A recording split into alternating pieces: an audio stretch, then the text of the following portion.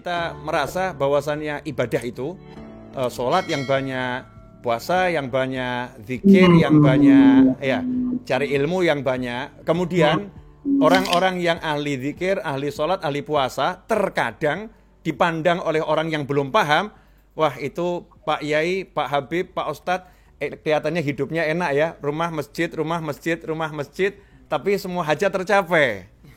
Nah, seakan-akan para kiai, para habaib, para ustadz ini nggak punya kerjaan selain rumah masjid ngajar gitu.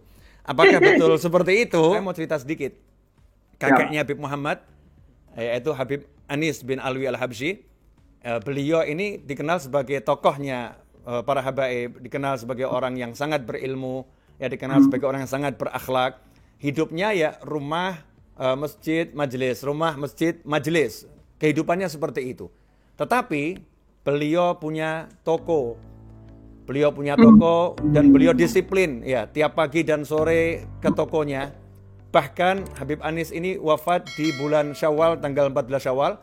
Di bulan Ramadan dalam keadaan beliau itu sakit, ya, dalam keadaan sakit, beliau itu keluar dari area rumahnya ke ruko, yang ruko itu baru mau rencana dibuka toko. Hari itu beliau tiba-tiba duduk di situ, kemudian mengatakan, saya akan buka toko ini. Nah, minta dibawakan kurma, ditata semua di situ, kemudian siap untuk berjualan, gitu ya, siap untuk berjualan. Walaupun dalam keadaan kurang sehat. Ya, di akhir umur beliau, ya, tetap beliau bekerja, di waktunya harus bekerja. Nah, inilah yang menjadi contoh untuk Habib Muhammad.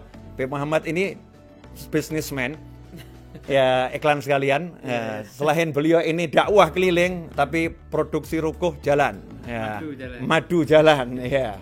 Ya, tapi nggak cari madu. Madu jalan, tapi nggak cari madu Habib Muhammad. Nah, saya sendiri semua saya jalankan.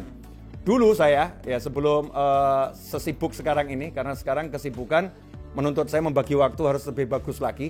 Dulu saya ini jualan makanan dari satu warung kedai susu, ya, dari kedai susu, tempatnya orang jual susu, orang bilang itu kalau orang Solo bilang, ya, dari satu tempat kedai susu ke kedai susu yang lain, saya titip makanan, saya naik sepeda ontel itu. Ya, kemudian besoknya yang laku dibayar, yang nggak laku ya udah kita ambil kembali. Ya, sambil kita ceramah keliling. Ya, orang nggak tahu tuh pekerjaan kita di balik layar, nggak tahu. Nah, kalau sekarang saya jual buku, penerbit buku, ya, jual buku dan menawarkan buku dari satu tempat ke tempat yang lain. Ya, alhamdulillah, kita berusaha meneladani apa yang ada dalam Al-Quran dan ada dalam hadis Nabi Muhammad SAW.